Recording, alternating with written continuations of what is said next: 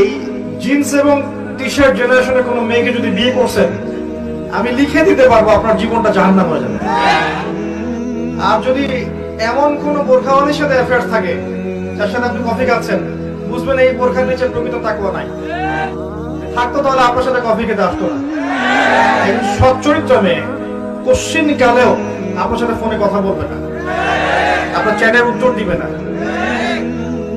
এবং এমনকি আপনি যখন ফোন নাম্বার এক্সচেঞ্জ করছেন, রাতের বেলা নক দিচ্ছেন, সে রিপ্লাই করবে না। কখনো একটা সত্যিকারের মুত্তাকি এটা করতে পারে না। সহজ সমাধানে চলে যান প্রিয় ভাই। আল্লাহকে সন্তুষ্ট করতে হবে এবং যৌবন আল্লাহর জন্য বিলিয়ে দিতে হবে।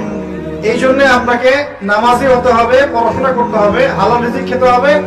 হালাল রিজিকের ব্যবস্থা করার পরে মেয়ে যদি পছন্দ হয়, কোনো মেয়েকে পছন্দ করেন, তার বাবাকে বিয়ের প্রস্তাব দেন, তার মাকে বিয়ের প্রস্তাব দেন, সাহসিকতার সাথে কাজ করেন।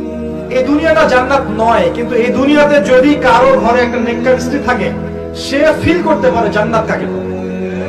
সে ফিল করবে। এমনিতে দুনিয়াটা ফিতনার জায়গা, কিন্তু যার ঘরে একটা নেককার সুশ্রী পবিত্র স্ত্রী আছে, যে তাকে দিনের পরে চলতে সাহায্য করে, সে দুনিয়াতেই জান্নাতের ফ্লেভার পাবে ইনশাআল্লাহ। এটা আল্লাহ সবার তাকদীর নসিব করেন না।